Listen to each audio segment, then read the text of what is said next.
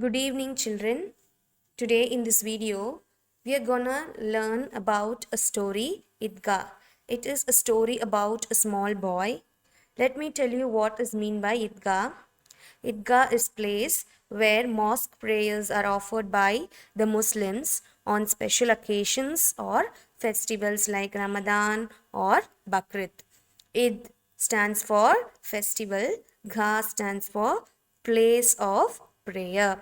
The famous novel Idgah is written by Munshi Premchand. It is his pen name. His real name is Dhanapat Raj Shivastava.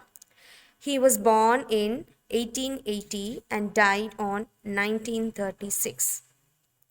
He was an Indian writer and famous for modern Hindustani literature. His famous novels are Godan, Karmabhumi, Ghaban, and Mansarovar.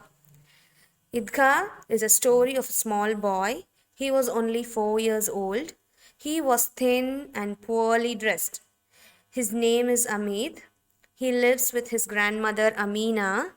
Hamid has lost his parents. The previous year, his father had died of cholera.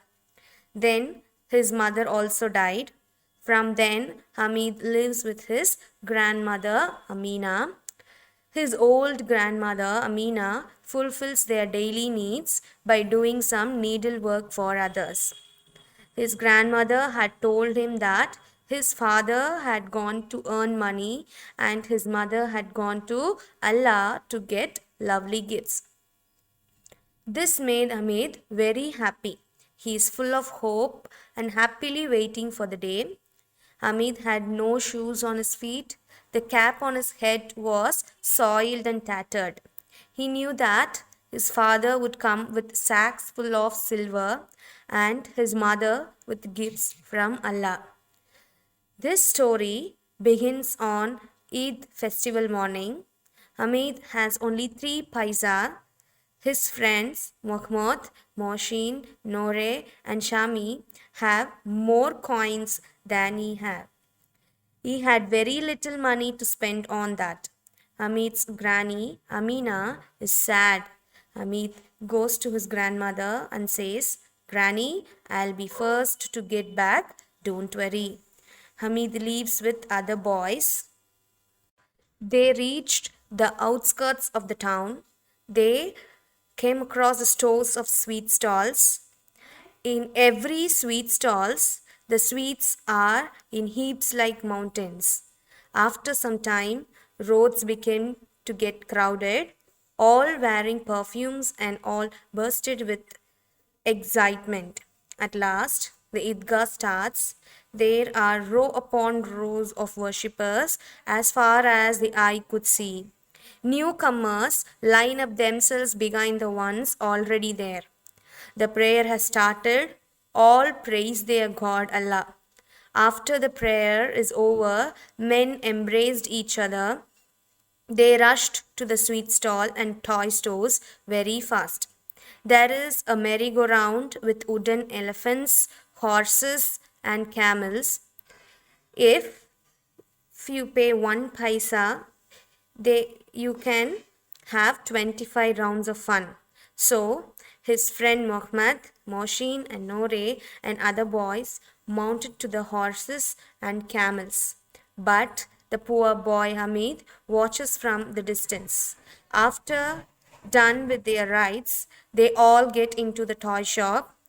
They all see all types of toys: soldiers, milkmaids, kings and ministers, water carriers and washerwomen, and so on.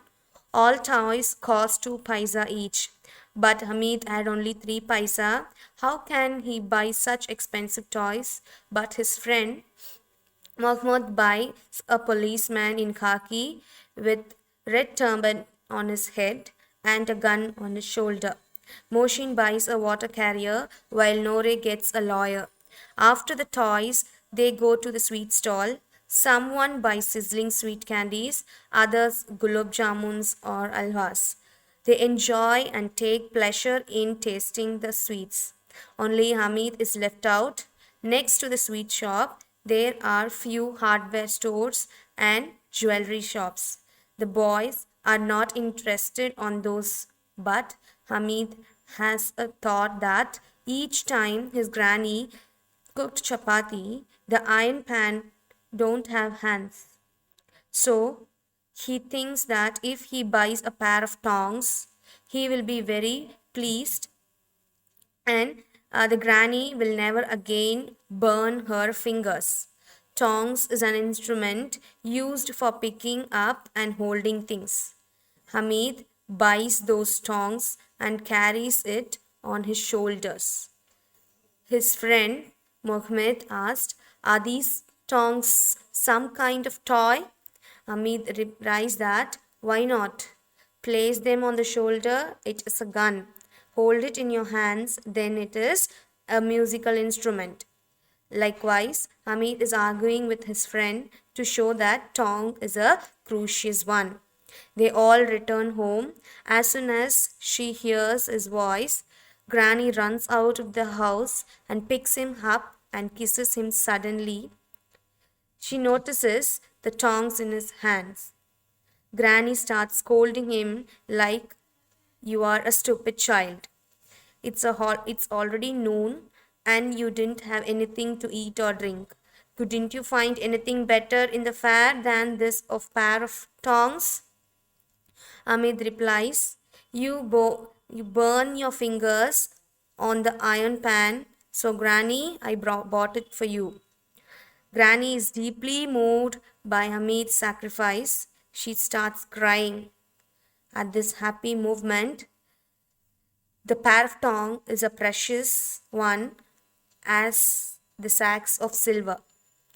Through this story, we have clearly understood that the sacrifice of a small boy Hamid is just because he didn't buy anything for himself, but he bought a pair of tongs for his grandmother.